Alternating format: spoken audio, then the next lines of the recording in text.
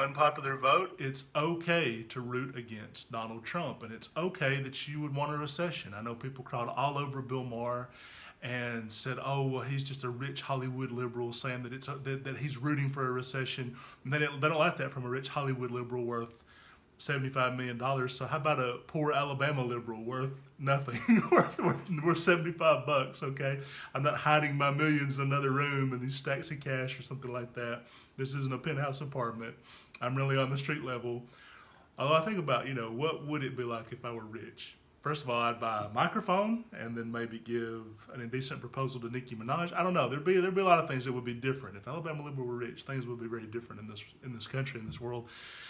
But I think it's okay to root for a recession because Trump is treasonous. It's okay to root against him. People always say, like, you shouldn't root against the president. Nicole Kidman was like, he's the president, we should support him. If he's treasonous and he's committing treason and he's giving away everything to Russia, he's pulling troops out of South Korea, he's telling China, just take it to several land territories over there, he's abandoning the Middle East, Russia's moving in, he doesn't give two shits about Africa, China's moving in even further than they already were, he's going to let ZTE, the Chinese spying conglomerate, into the United States. He kind of reminds me of Hugo Chavez. Hugo Chavez never trusted the Venezuelan spies. So he got a lot of his intel from Cuban spies. So he got a lot of stuff from the Cuban military and Cuba spies and Russia. And he's Trump's becoming that way. Where it's like he doesn't like the CIA. He doesn't like the FBI. He likes, Russian intelligence. Maybe he's letting Chinese companies in to come spy because he doesn't trust the NSA and stuff. So it seems like he's relying on that foreign intel. And if that's the case, no, you shouldn't root for him. And people say things like, you got to root for the president because the nod is treason. Well, if the president is treasonous, then it's okay not to root for him. And it reminds me of that great Ron Paul quote, truth is treason in the empire of lies, right?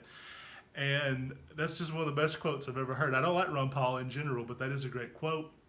And I think the whole thing about a recession, rooting for it, we know Trump's going to crash the economy. He's doing his best. It's like he's trying to crash the economy. I mean, he's doing what Hoover did right before the Great Depression, putting on all these tariffs and giving all these tax cuts to rich people that don't need it, doing nothing about income inequality, approving some monopolies, letting these companies get bigger, where you've just seen AT&T finally was able to buy Time Warner, Disney's been able to buy Fox. Those are just a couple of examples, but companies in general are getting bigger and bigger, or they're going out of business, like Claire's and Toys R Us and a lot of retail chains.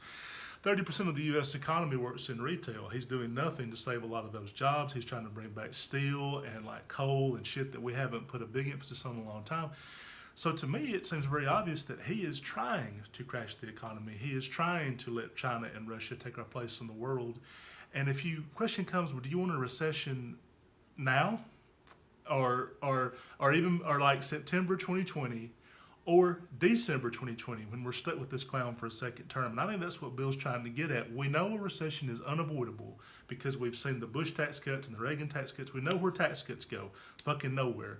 It lets companies build up a huge budget surplus, and they're able to even further monopolize on their competition because they've got this huge surplus. They can lower their prices temporarily. They can put, Amazon will be able to put Kmart and Sears and some of the struggling retailers out of business. I've seen where Target is down, Nordstrom's is down, Barnes & Noble's on its last leg, and all that bullshit about, this is typical of Hollywood. They don't care what the working people have to do. The working people didn't vote for Trump because of the fucking economy. If they cared solely about the economy, they would have voted for Hillary Clinton.